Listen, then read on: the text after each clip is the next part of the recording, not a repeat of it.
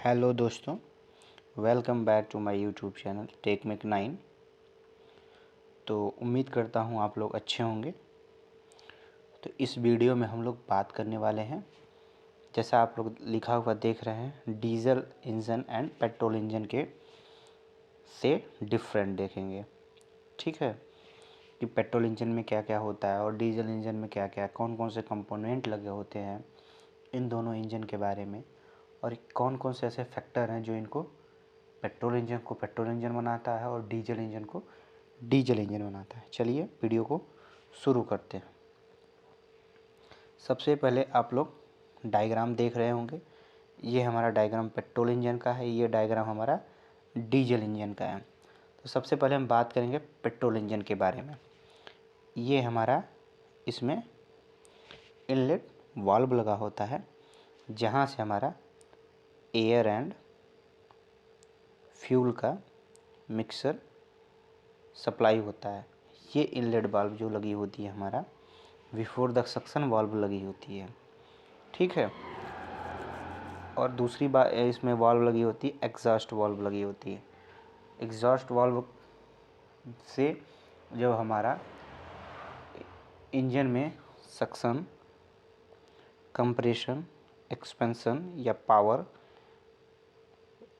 Exhaust, इन चारों process होने के बाद जब हमारा धुआं इंजन से निकलता है, या यूँ कहें तो अनबर्न फ्यूल जो हमारा एग्जॉस्ट वाल्व से निकलता है, तो एग्जॉस्ट वाल्व का मेन काम होता है अनबर्न गैसेस को बाहर की तरफ रिमूव करना।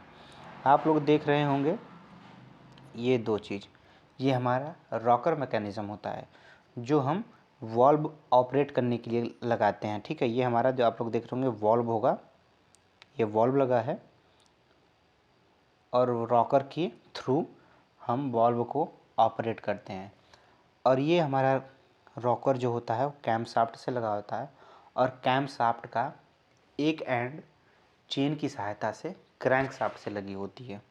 ठीक है, इसको हम डिटेल वीडियो में अगले में इसका एक डिटेल वीडियो में नेक्स्ट वीडियो में आपको दे दूंगा। बात करते हैं सिलेंडर के बारे में। ठीक है, सिलेंडर के बारे में बात करते हैं।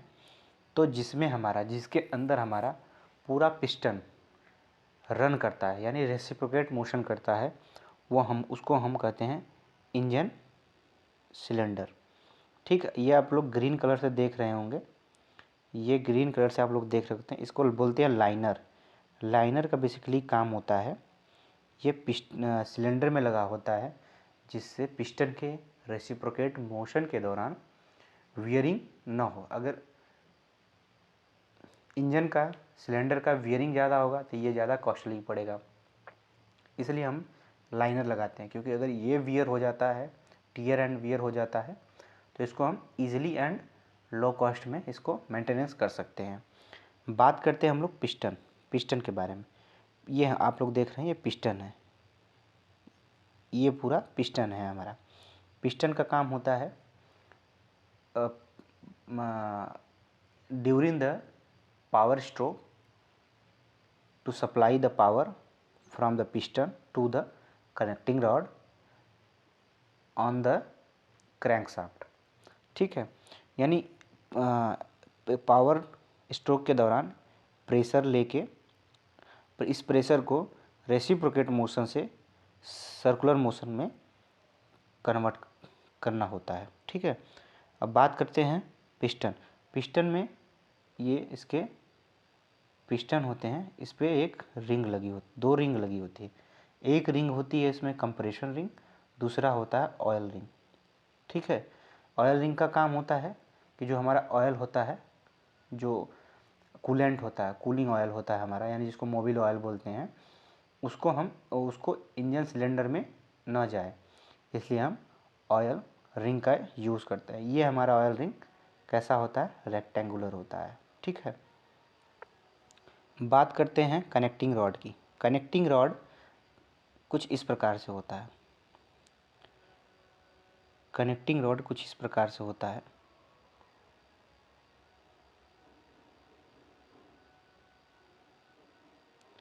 जिसका एक छोटा वाला सिरा तो पिस्टन के साथ जुड़ा होता है। इसका एक बड़ा सिरा क्रैंक शाफ्ट के थ्रू जुड़ा होता है। जो छोटा वाला सिरा होता है वो गजियन पिन, रिस्ट पिन या पिस्टन पिन के थ्रू वो पिस्टन से जुड़ा होता है। ठीक है, बात कर लेते हैं क्रैंक की।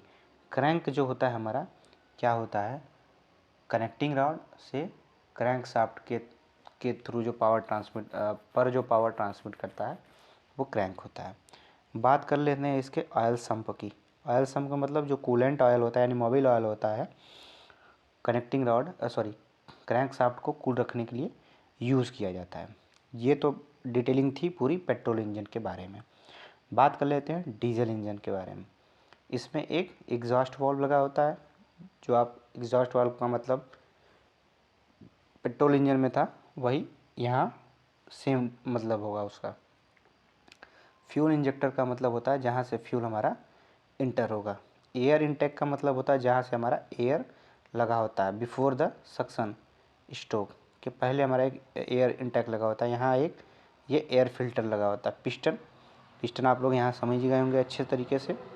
क्रैंक केस ये होता है, ये सिलेंडर के बाहर लगा होता है। पूरा सिलेंडर के बाहर एक केस बना होता है जिसको हम क्रैंक केस कहते हैं। ठीक है, तो आइए जानते हैं पेट्रोल इंजन और डीजल इंजन के बारे में। तो सबसे पहले हम लोग बात कर लेते हैं पेट्रोल इंजन के बारे में और साथ ही साथ बात भी कर लेते हैं डीजल इंजन के बारे में। दोनों के बीच डिफरेंट इजीली समझ में आ जाएगा। जो हमारा होता है पेट्रोल इंजन वो ऑटो साइकिल पे वर्क करता है।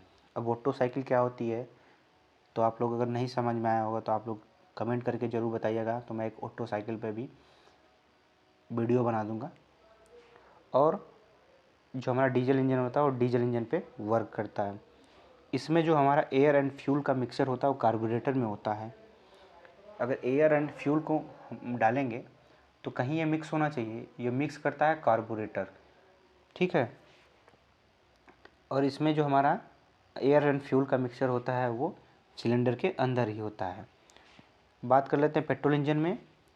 इसमें जो इग्निशन होता है वो स्पार्क प्लग के द्वारा होता है और डीजल इंजन में हीट कंप्रेशन के द्वारा होता है।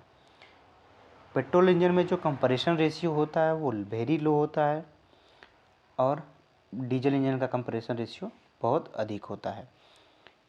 पेट्रोल इंजन हमारा लो पावर के लिए यूज़ किया जाता है, यानी जब हमारा लोड लाइट व्हीकल जो होते हैं उसमें यूज़ किया, जैसे कार, मोटरसाइकिल, इसमें स्कूटर में यूज़ किया जाता है। जबकि जो हमारा डीजल इंजन होता है वो हैवी ड्यूटी के लिए यूज़ किया जाता है।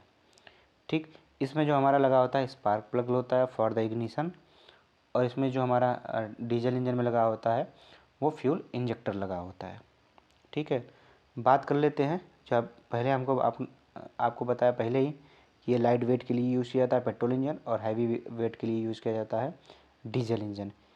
पेट्रोल इंजन में जो होता है वो फ्यूल का कंजप्शन अधिक होता है, और जबकि बात कर लेते हैं फ्यूल का कंजप्शन का डीजल इंजन में बहुत ही कम होता है।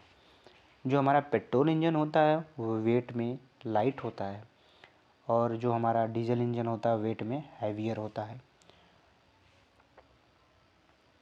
बात करते हैं इसके मेंटेनेंस के बारे में। इसका मेंटेनेंस कॉस्ट कम होती है, इसकी मेंटेनेंस कॉस्ट अधिक होती है। ठीक है, इसको